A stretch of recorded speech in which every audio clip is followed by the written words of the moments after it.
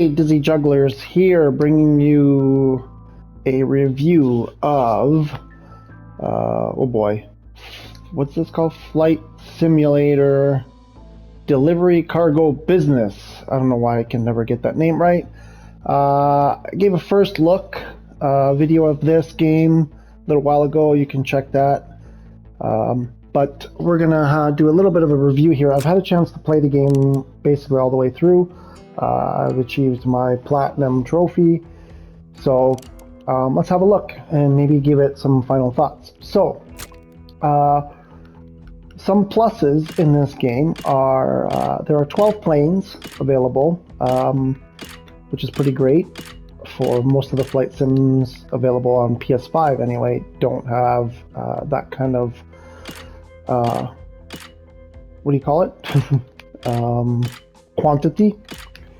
So they start from very cheap, they go up to somewhat more expensive, and you can, you start off on the lower end planes with just a few upgrades, and when you get to the more sophisticated planes, let's call them,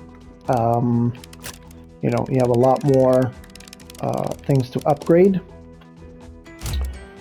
There's, when you fly, you wear out your engine, and depending on whether you hit things or you have a rough landing, you may have other repairs to make on each flight for each plane, which is interesting. It adds an element to the game. I like that.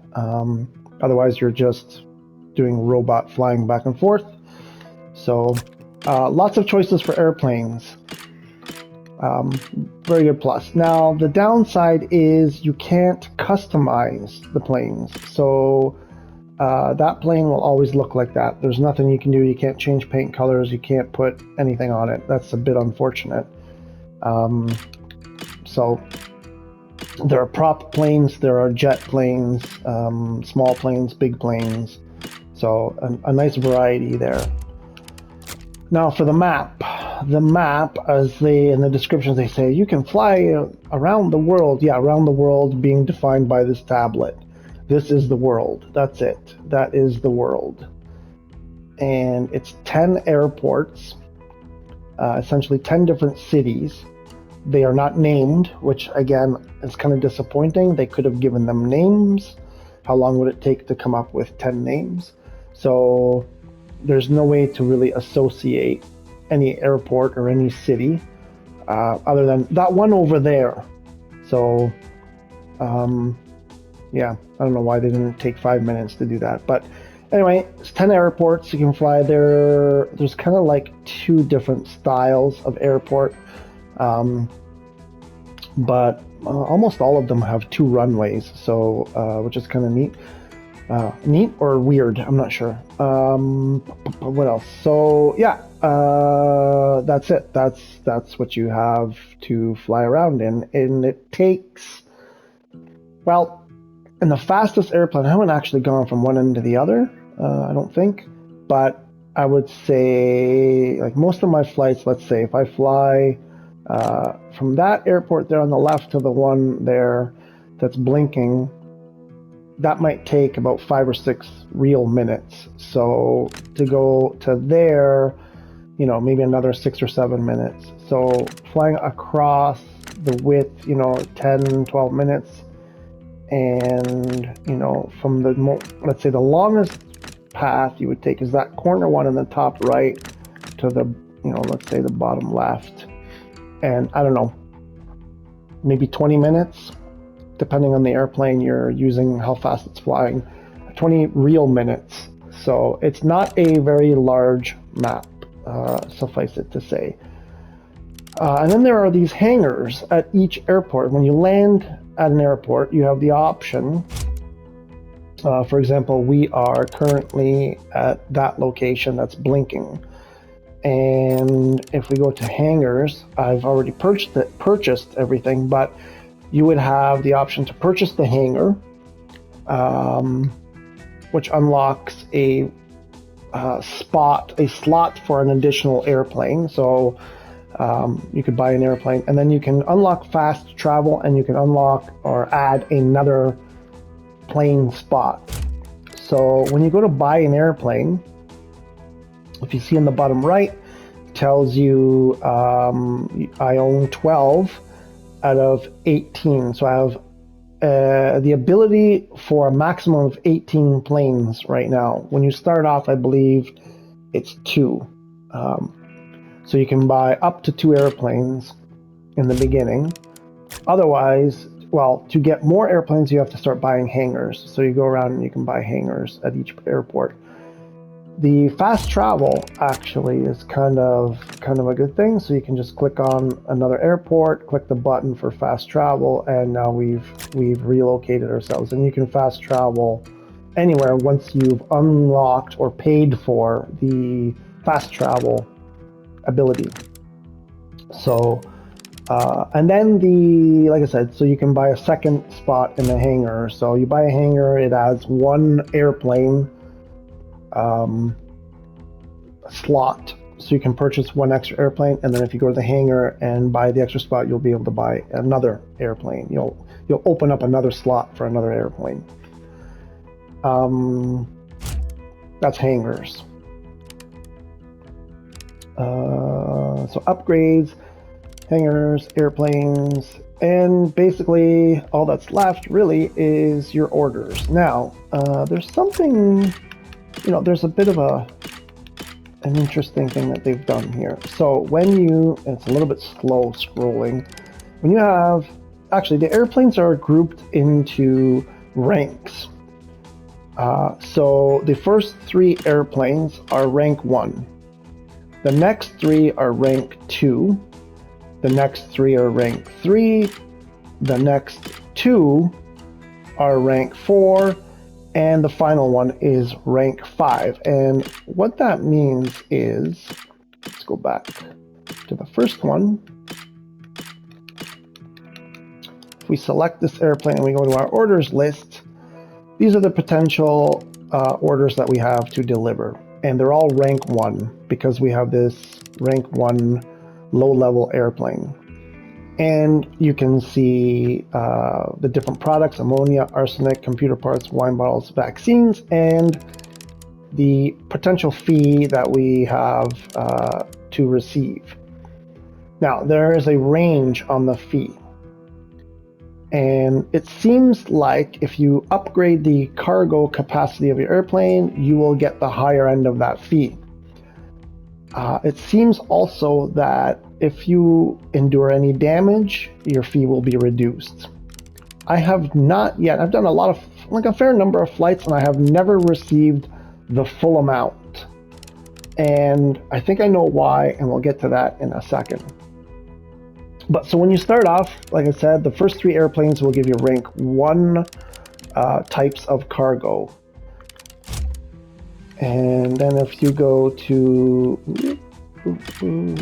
like the 4th airplane, now you start to see rank 2 and so on. And if you get down to the air fleet hauler, it's not there. It doesn't always show up. Okay, this is actually perfect. So let's say you don't like this choice of cargo of these shipments. You don't like them. Perfect.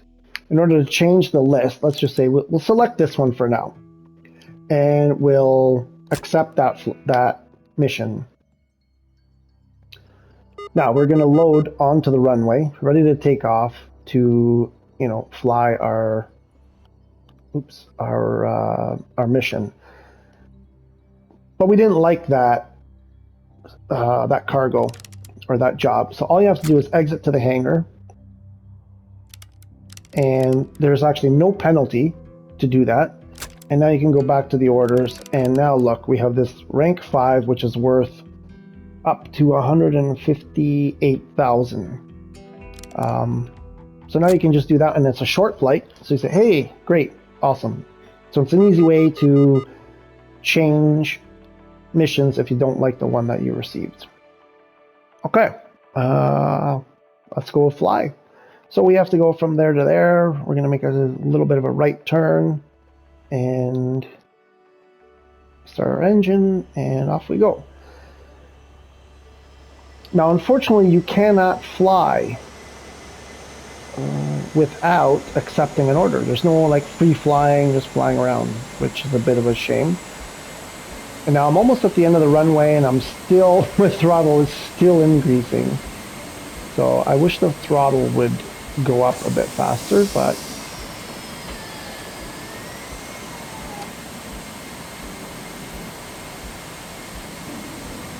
oh boy, are we gonna make this? We might not make this.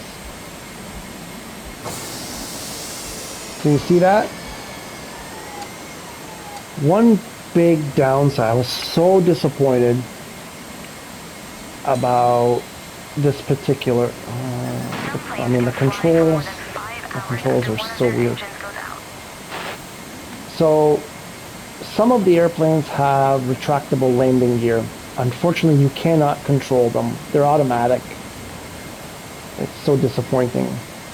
So, when you take off, you get a certain height and they will retract, and every single time, a short while later, they will drop and retract again. I don't know why it does that. It's very strange. So the flying is okay. I don't like the controls. It's like on the left stick to roll, but roll actually doesn't really do much, so I should be changing my my heading or my direction right now, and you can see by the compass at the top I'm going dead straight, which makes no sense. The only way really to change direction or your heading is using the right stick, which is a rudder. It's yaw, so it'll make it roll, but it actually doesn't. So when you're in an angle like that, you're not really moving much. You should be moving a lot more than that. So the controls are a bit wonky, and then on the right stick is your elevator, so your pitch up and down. Again, those controls, there's no way to change them. Your throttle is R2, L2, so you can increase and decrease with R2 and L2, and I think those are the only controls for flying. Now, during a flight, there are emergencies. Modern airplanes are much more economical than your car. There's also that, the voiceover that gives little fun tidbits about flying. Unfortunately, there's only about, I don't know, maybe around 12 or 15 of them, and they repeat. And they always start from the same one. So if you close the game, start up the game, you get the same first one again. It starts at the beginning, and there's no way to turn it off. So that gets annoying after a while. So during flight, you might get some emergency or some event. There are 3, lightning strikes, bird in the engine, and engine off. Lightning strikes and bird in the engine will damage your airplane, and I believe also damage your cargo.